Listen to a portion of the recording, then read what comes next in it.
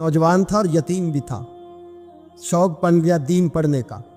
मोहल्लेदार इलाके वाले कहने लगे कहाँ से कमाएगा, ना बाप है ना माँ है ना घर है, कहाँ से। हजरत रूमी कहते हैं नौजवान ने जंगल में झोंपड़ी लगा ली। वहाँ वो सुबह मदरसे जाता, शाम को जंगल में रहता, वहाँ अल्लाह अल्लाह करता, सबक याद करता। एक दिन बादशाह की बेटी रास्ता भूल गई, जंगल में आई सहेलियों के साथ, बॉडीगार्ड भी साथ थे पर रास्ता भूल गई। खोती खोती शाम हो गई, ऐसी खोई कि जब रात गहरी हो गई तो आके उस नौजवान के पास रुकी और चिल्लाने लगी। शेर के दहाड़ने की आवाज आती है, भेड़िए के बोलने की आवाज आती है। नौजवान अकेला, सहेलियां बिछड़ गई, गार्ड बिछड़ गए। कहने लगी मैं परेशान हूँ, मुझे जगह मिल जाएगी। नौजवान कहता मैंने शहजादी देखी और मुझे भी पता था कि घर एक ही है और आग को अंदर से दरवाजा भी बंद करना पड़ता है, जंगल जानवर भी आ जाते। कहते मेरी छोटी सी कुटिया में, झोंपड़ी में वो आई, रो के कहने लगी सहारा कोई नहीं, अगर मैं पीछे निकलूंगी तो भेड़िए खा जाएगा। कहते मैंने उसे जगह दे दी। अकेली औरत, चिराग जल रहा है, सबक याद कर रहा हूँ। मेरे नबी पाक ने फरमाया जहाँ मर्द औरत अकेले हो तीसरा शैतान होता है। और शहजादी, वो बच्चा कहता है सबक याद करता रहा सारी रात। वो बच्ची को कहा सो जा, पर वो कहती है नींद मुझे भी कहाँ आई। ऐसे मौक़ों पर नींद, सारी रात सबक याद करता। थोड़ी थोड़ी देर के बाद चिराग जलता तो उस पर उंगली रखता, हाथ जलता तो पीछे खींचने, फिर दूसरी उंगली रखता, थोड़ी देर के बाद जलता तो खींचने, हाथ सारा जल गया। सुबह किरणें चमकी तो कहने लगा चल निकल जा, दौड़ जा, बस बड़ा सब्र का इम्तिहान हो गया, चली जा। शहजादी बाहर निकली, सिपाही ढूंढ रहे थे। बादशाह खुद जंगल में निकला हुआ था, मेरी बेटी मिल गई। बादशाह तन्हाई में जाके कहने लगा बेटा मैं दुनिया को बताऊंगा कि मेरी बेटी खोई नहीं थी, सिपाही साथ ही थे। ये बड़ा मुश्किल होता है, बेटी तो भूल के भी रात कहीं रह पड़े तो लोग जीने नहीं देते, तो बेटा मुश्किल हो जाएगा मेरे लिए। कहाँ थी? उसने कहा नेक नौजवान के पास। उसने कहा बेटा मैं तो तेरी बात मानूंगा पर दुनिया नहीं मानेगी। अगर उस नौजवान ने किसी को बता दिया कि तू उसके पास थी तो फिर लोग मेरा जीना मुहाल कर देंगे। बेटा मैं मर जाऊंगा, मेरी मजबूरी ये है कि वो कहीं राज ना उगल दे वो नौजवान, उसे कत्ल करना पड़ेगा। औरत ने मिन्नतें की, उस बेटी ने कहा मेरे मौसम को मारोगे, रोई। और वो कहने लगा मैं बादशाह, वो मेरा अपना वकार है, मैं उसको छोड़ नहीं सकता। गिरफ्तार कर लाए सिपाही। वक्त तय हो गया सजा का। अकेले कारकोशरी में रखा गया, जो उसके खास एतबार वाले थे उनकी ड्यूटी लगाई। बादशाह ने बुलाया, पहले बिलम आया। औरत कहने लगी, बेटी कहने लगी एक दफा तो बुलाओ ना, एक सवाल बस पर्दे में रह के पूछना है, और फिर जो आपका जी चाहे मेरे मौसम को मारना तो है, तो मर्जी आपकी। सामने खड़ा किया, नौजवान पर्दे के पीछे, औरत खड़ी हो गई। बादशाह बीच बैठ गया। बीबी कहने लगी सारी रात बेदार मैं भी रही, सोया तू भी नहीं। वो जो तू चिराग के करीब हाथ लगा के जलाता था वो समझ नहीं आई। नौजवान रो पड़ा, कहने लगा क्या करूं, मैंने रसूलुल्लाह का दीन पढ़ा है, क्या करूं, मैंने हुजूर का दीन पढ़ा है। मैंने पढ़ा है कि जानी को सबसे नीचे दोज़ख के सबसे निचले दर्जे में जलाया जाए, उसे जहन्नमियों का पीप और रेशा पिलाया जाए, कंद खिलाया जाए। ये रवायतें पड़ी हुई थी। थोड़ी थोड़ी देर के बाद शैतान मुझे कहता था बदकारी कर ले। मैं अपना हाथ उसी वक्त जब शैतान मशवरा देता तो मैं आग पे करता। मैं कहता अगर ये बर्दाश्त हो गई तो वो भी हो जाएगी। जब हाथ जलता तो मैं समझ जाता नहीं तुझसे तो ये नहीं बर्दाश्त होती तो वो कैसे होगी। फिर मुझे शैतान मशवरा देता कोई देख नहीं रहा, तो बुलाने नहीं गया, खुद आई, मैं दूसरी उंगली लगा देता। मैंने हाथ जलाया और मैं समझ गया जब छोटे से चिराग की इतनी सी शमा की आग नहीं बर्दाश्त होती तो दोज़ख कैसे बर्दाश्त होगी। कहता मैं बाज आया। बादशाह ने ये कहानी सुनी, लफ्ज सुने तो चीख मार के रोया।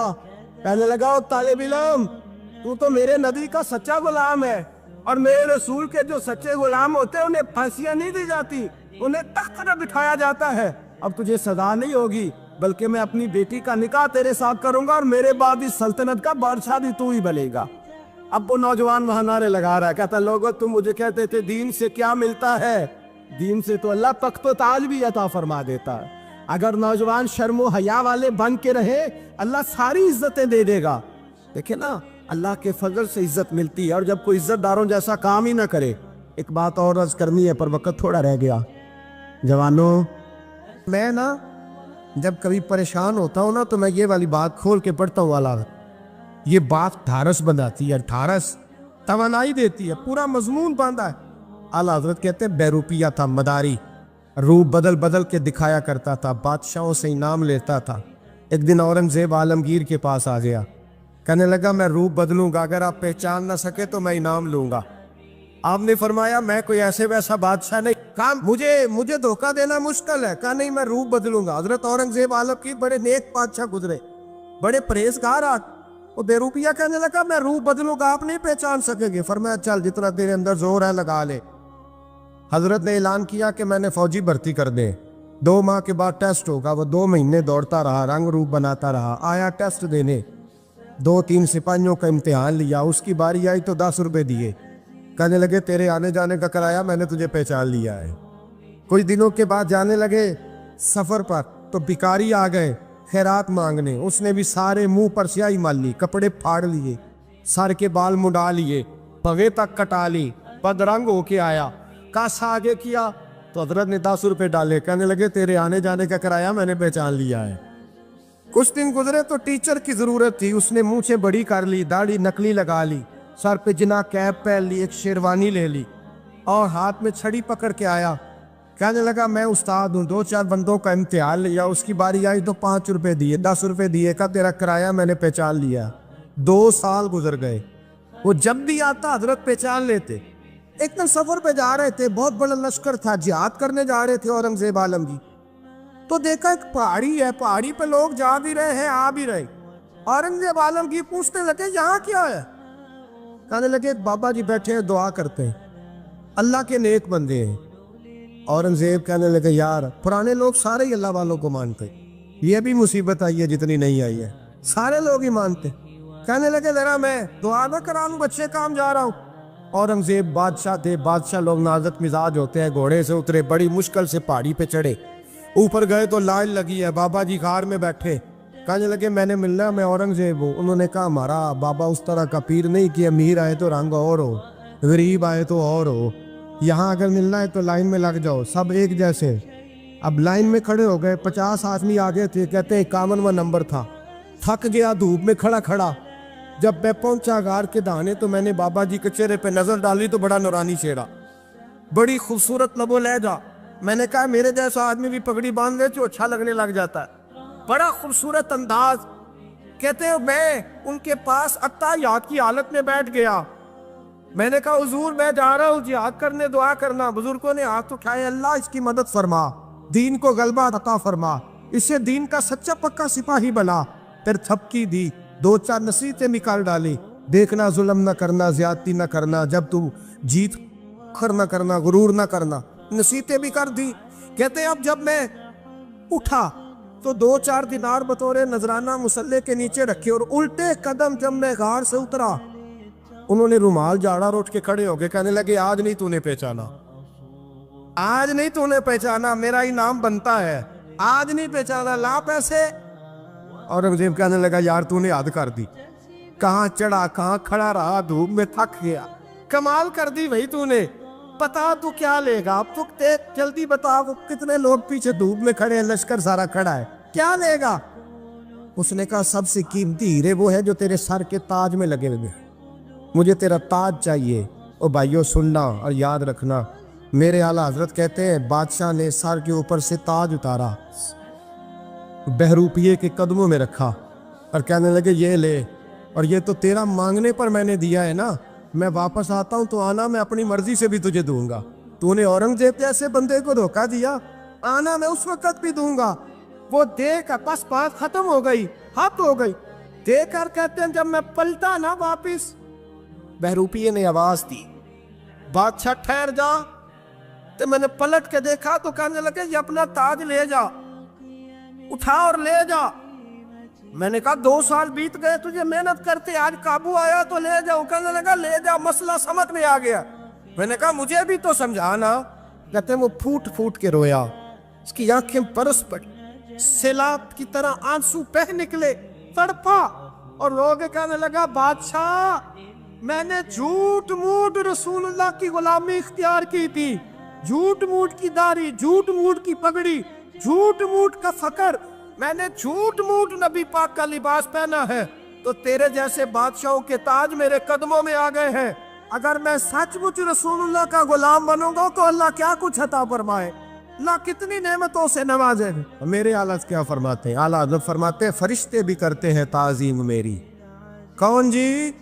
अल्लाह। ऐसा अकीदा भी कम मिलेगा जो बरेली के इमाम का अकीदा है, ऐसा भी कम। कहते हैं फरिश्ते भी करते हैं ताज़ीम मेरी। क्यों? फरमाने लगे फिदा हो के उन पर ये इज्जत मिली। बगदाद के एक दरवेश आलिम थे, तो वो जब भी नमाज पढ़ाते ना तो किसी ताजर की 2 बीवियों के बारे में दुआ मांगते। तो जो है मेरी बात पर, नमाज पढ़ाते तो कहते अल्लाह उस ताजर की 2 बीवियों को अपनी खास रहमतें अता फरमा। एक दिन लोग उनके गिर्द इकट्ठे हो गए, कहने लगे बाबा जी बताएं तो सही वो बीवियां कौन थी जिनके लिए आप दुआ मांगते। तो फरमाने लगे मेरे शहर का एक ताजर था, बहुत बड़ा ताजर था, मालदार था पर बे औलाद था। उसे बगदाद से मुल्क शाम जाना पड़ता था तिजारत करने, और कई कई महीने उसे शाम के मुल्क में रहना पड़ता था। उसने इस तरह किया कि वहां भी एक शादी कर ली। तो जो है ना मेरी बात पर, क्या कर लिया उसने? दूसरी शादी करना मर्द के लिए जायज़ है, तीसरी करना भी, चौथी करना भी भैया के वक्त, मगर अगर इंसाफ कर सके तो। अगर चारों में हम ना आधा मसला सुनते हैं और आधा ही बयान करते हैं, अगर इंसाफ ना कर सके फिर उसके लिए 4 जायज़, फिर वो एक ही रखेगा। तो अजीज़ दोस्त, दूसरा निकाह कर लिया, शादी हो गई। अब वो वहाँ कुछ ज़्यादा वक्त गुजारने लगा, मालदार आदमी था, बीवी को मकान भी लेके दे दिया। अब वो जरा देर से आता वापिस, और जब आता भी तो उसके वो वाले अंदाज ना होते जो पहले हुआ करते थे। अब बीवी से बड़ा जासूस भी कोई नहीं होता, उसको तो पहले पता चल जाता है कि माजरा क्या है, उसे बड़ी खबर होती है। तो उसने महसूस कर लिया कि बदले बदले से मेरी सरकार नज़र आते। वो कहने लगी अब के जब आता जाता है तो इसके हालात कुछ बदले बदले से हैं, माहौल कुछ और है। उसने एक बूढ़ा आदमी जो उसका अजीज भी था और समझदार भी था उसको तैयार किया। कहने लगी अब के जब मुल्क के शाम जाए ना तो इसका पीछा करना और खबर करना कि कहाँ रहता है, कहाँ जाता है, क्या करता है। वो बूढ़े बुजुर्ग जो थे वो खातून के कहने पर कुछ उसने किराया भी दिया। वो उस ताजर के पीछे गए और वापस आके खबर दी। कहने लगे कि ये तो 2-3 साल बीत गए, इसने वहाँ भी शादी की हुई है, तुझे बताया ही नहीं। बीवी बड़ी समझदार थी, हौसला मंद, जीरत, उसने शोर नहीं मचाया। उसने कहा कि मैं ना अब जब आएगा ना तो तरीके से बात करूंगी और पूछूंगी कि ऐसा क्यों किया। और ये भी उसने आके बताया कि अगर तेरे साथ निकाह के बाद उसे औलाद नहीं मिली तो औलाद वहां भी कोई नहीं, कि मुकम्मल तफसीलात। अब जब इस दफा खामंद आया तो आते ही वो बीमार हो गया, कमजोर होने लगा।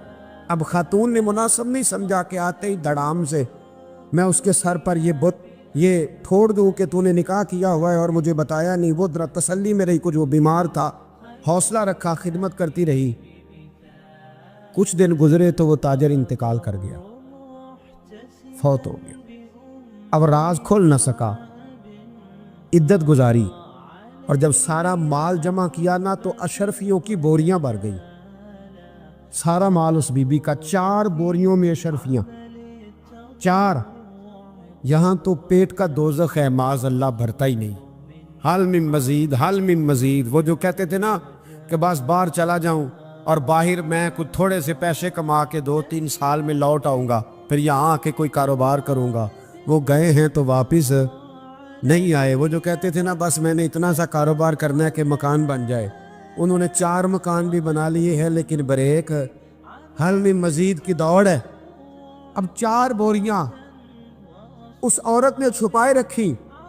कोई बंदा नहीं जानता बगदाद में कि मुल्क के शाम में ताजर की दूसरी बीवी भी है। जब वो फारिग हुई तो उसने उस बूढ़े जासूस को फिर बुलाया और 2 बोरियां ऊंट पे रखी, खुद भी साथ बैठी और मुल्क के शाम गई। अल्लाह अकबर। वो बुजुर्ग कहते हैं मैं ऐसे नहीं दुआ करता। उसको जाके कहने लगी मैं अकेली वारिस नहीं हूँ, आधे की वारिस तू भी है। मैं अकेली वारिस नहीं, ये तक़सीम विरासत है, आधी की वारिस तू भी है। तो रख अपने पैसे, मुझे पता है उसने निकाह किया था पर मुझे बताया नहीं था, तो रख अपने पैसे, मैं तुझे दे रही हूँ, आधे तेरे हैं आधे मेरे हैं। उसने नजर उठाई तो रो पड़ी, कहने लगी नहीं अब ये सारे तेरे ही हैं। اگر تو اللہ سے ڈرتی ہے تو میں بھی رب سے ڈرتی ہوں، اگر تو مصطفیٰ کریم کا کلمہ پڑھتی ہے تو میں بھی اسی نبی کی ماننے والی ہوں۔ کہا بات کیا ہے، میرا کیوں ہے سارا؟ تو وہ خاتون کہنے لگی وہ 2 سال 3 سال سے میرے ساتھ نکاح تھا اور اس نے بتایا تھا مجھے کہ میری بیوی بھی ہے، اور میں غریب تھی تو میرے والدین کو بھی بتایا تھا کہ میری دوسری شادی ہے۔ یہ مکان اس نے مجھے لے کے دیا تھا، میرے تمام اخراجات وہ پورے کرتا تھا، نان و نفقہ کا خیال رکھتا تھا، لیکن اب کہ جب وہ آیا تو وہ بیمار تھا۔ اس نے مجھے بتایا کہ مجھے طبیب نے بتایا ہے کہ میں شدید بیمار ہوں، شاید بچ نہ سکوں۔ تو کہنے لگی وہ مجھے کئی لاکھ روپے بھی دے گیا اور جاتے دفعہ مجھے طلاق بھی دے گیا، فارغ کر گیا۔